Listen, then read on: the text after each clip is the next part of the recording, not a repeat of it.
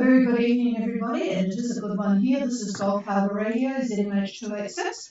Patricia and David, we've had a pretty decent day for the middle of August, despite what the forecast was. At the moment, it's actually quite nice and sunny. It's only about 80% cloud cover, 15 degrees. I know that sounds cold. It is cold, I suppose, but with the sun out and not much wind from the north 5 about. We'll sort of try and pretend we don't see the barometer plunging, 1020.7. So I guess it's not going to be quite so good tomorrow, but at the moment there are no complaints. Well, a bit of news before we go on to weather. Quite interesting news today. Actually, San Francisco is the first major US city to mandate full proof of full vaccination if you want to go to any activity indoors. Not talking about your own home, but talking about bars, restaurants, gyms, theatres. Starting Friday, anybody 12 years and older will be required to show their vaccine card. And this includes large event spaces. So it's really quite amazing because, well, I suppose it's not really San Francisco. Berkeley is sort of the place where everyone, David says where the idiots are, but it's usually where you expect people to really demand their individual rights. So it'll be interesting to see what happens there in San Francisco. The big news really for those who have had anybody in Afghanistan is that Kabul has fallen to the Taliban. This has been on the cards for some time. The amount of land that they have got in Afghanistan is now pretty much 100%. So with the fall of the capital, then the Taliban basically have taken over. It was really sad to see pictures of the Chinook helicopter that we all saw in Vietnam 1975 on top of the US consulate. Exact same picture, exact same Chinook. Well, it's not the exact same Chinook, but another Chinook. Here it is 41 years later, or 46 years later actually, evacuating people from the US Embassy. The New Zealand Defence Force are sending a plane. There are 53 Kiwis still over there, plus 37 Afghans who have been helping New Zealand various roles, mostly doing translations, plus about 200 of their close family members, many of whom are going to be in dire. Well, they'll have to look after their heads once the Taliban find out that they've been aiding the people from the West. So, bit late, but hopefully they will be able to pick up a few people anyway. COVID, not going to talk about Fiji. The vaccination program seems to have gone pretty well over the last few days, but COVID in Australia has really run amok. New South Wales, 478 new cases. Every day is more than the last day. That's 478 cases. Today, 8 deaths, so the death toll is now 56. And the Premier, she has all but admitted defeat against the COVID Delta strain. They cannot eliminate it, so they are now attempting to keep case numbers down. But the vaccination rate is nowhere near as high as it is in Fiji, so they've got a bit of work to do. ACT has had 19 new cases overnight, so the lockdown is now extended there until September the 2nd at the earliest. Northern Territories have now having a 3-day urgent lockdown because a man in his 30s who tested positive after completing, hear this, he completed a 14-day quarantine in Sydney, flew back to the Northern Territories, and when he arrived in Darwin, he still had COVID. So there you go. Victoria, of course, is still in lockdown. Queensland's about the only one, well, apart from Western Australia. Queensland has a 14-day quarantine for anybody arriving by air from any of the other states. Nobody is allowed to arrive by car. So it's all pretty grim in Australia. You Australians out there might want to think of staying in Fiji for the summer. Who knows?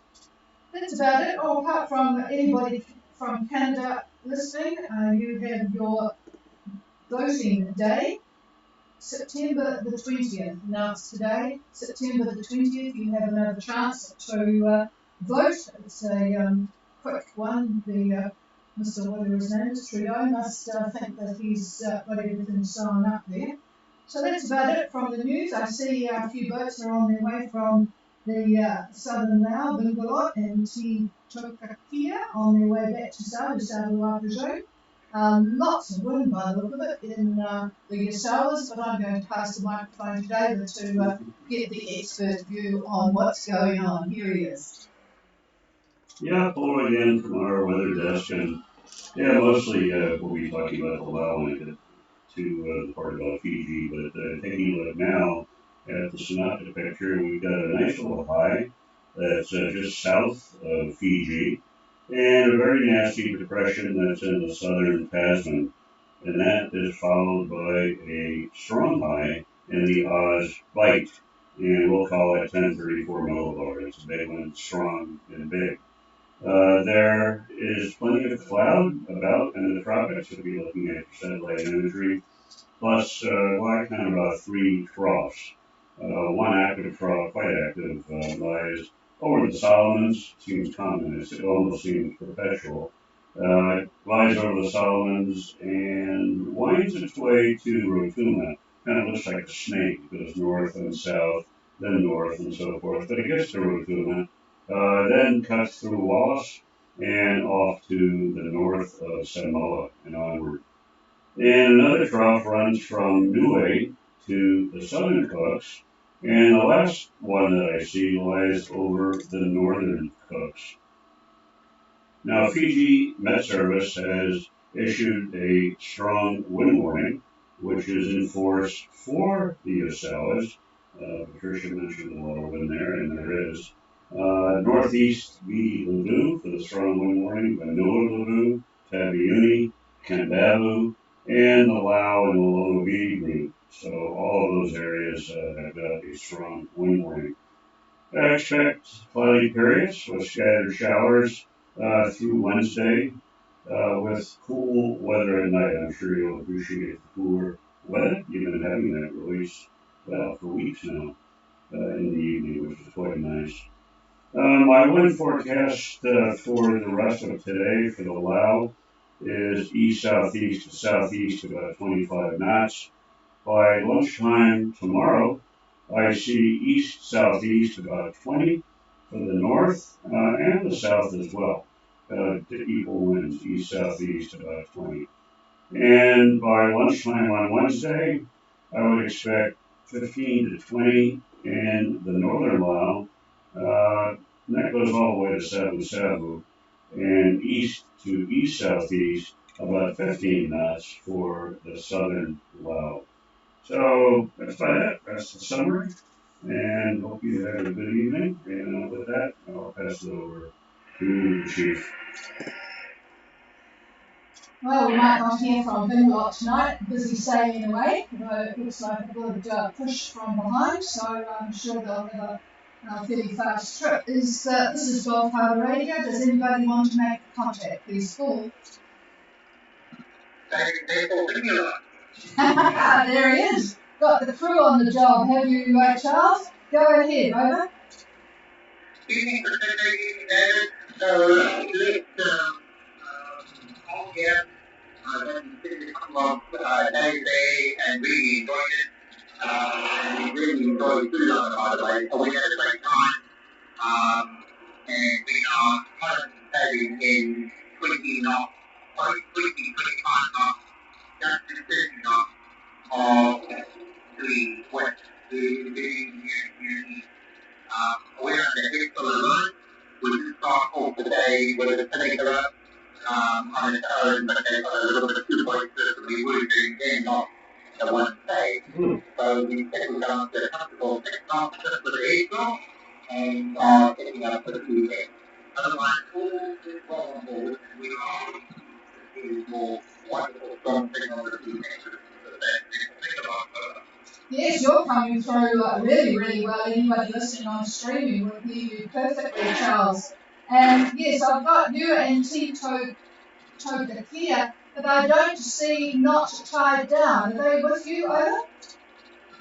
Well, yes, they left 2 days ago, and they are in Transport Paradise, over. Oh, that would explain it. I should have looked for them there. Okay, well, it sounds like you're going to have a pretty speedy trip, and a very pleasant one if you're just sailing on the headsail. It sort of makes life easy, doesn't it? It looks like the wind is going to stay with you pretty much like that until you get there. So I presume you're going to head back into Savu. Is that? Oh, no, you did say something else, and I didn't write it down. Where are you going to stop? Over?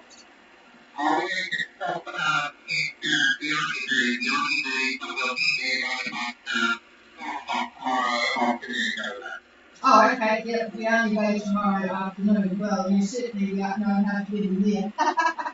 On top of the water and underneath it, I presume. So, yeah, so I don't suppose you guys have been able to do much diving with the strong wind conditions, but it sounds like you enjoyed it anyway, Over. Oh, we just had a wonderful time. We did in Burma, climbed up the point over the bay, and then we participated in in a stupid thing with at low tide, no zero under the keel, 0 meters under the keel, so big generally, but and we did get climbing,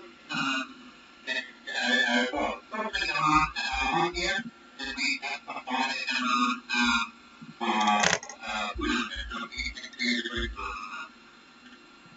Oh, okay. Yeah, I've got a bit of a whistle. You haven't got the engine on, though, have you? Over? Ah, yes. Well, that's interesting. What sort of wind charger is it?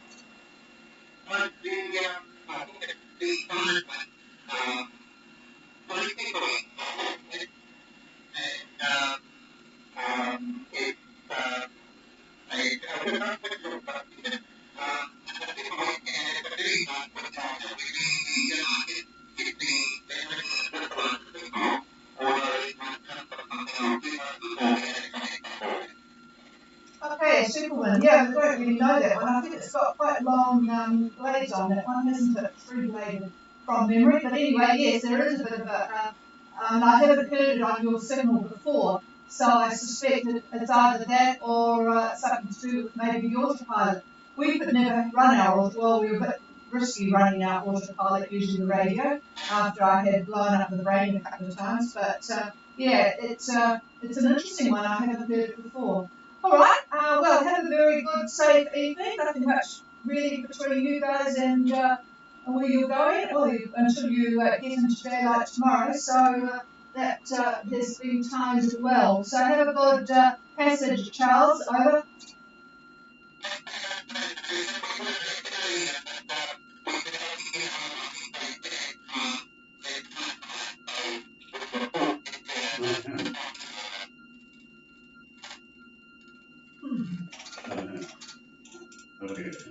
Yeah, I'm just trying to work out. I don't think this noise is you. I think it's somewhere in the system because it's on when you are not actually talking, coming through on here. So don't think it is you.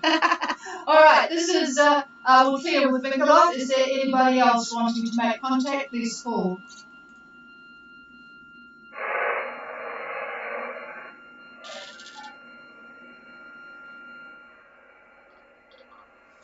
Yeah, it must be in the system, that noise I talked about, because it's not on. I've just gone off that the Kaio antenna and back onto my one here, and it's not coming through here.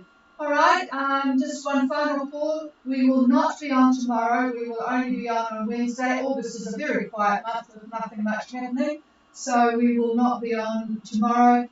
We will be on Wednesday to see whether this wind has improved at all. South Sea Vagabond, I still don't know where they're going. They're sort of heading, well, not into New Caledonia. They're certainly not heading to Fiji, but who knows where they're going. They're about 23 south and 171 east.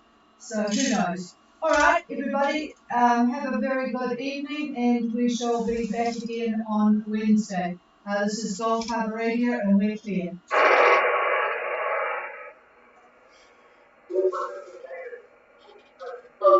get some news because there's nothing in a few days. So it's wonderful.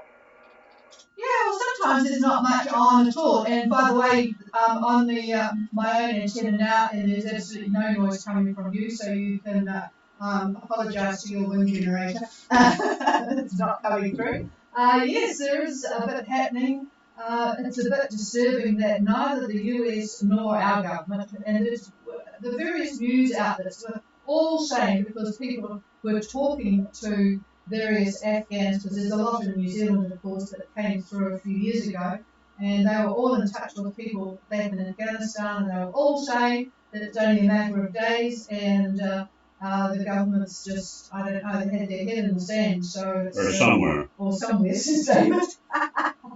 I won't expound further, but yes, so we do hope that they can get the folk out, but yes, it's interesting what's happening. And yeah, quite interesting. Sometimes it makes us want to watch the news, and sometimes it just makes us want to go back to our books. All right, cheers, Charles. Nice of you to come up, and we'll be back on Wednesday. Have a good trip, and this is Gulf Harbour Radio Clear.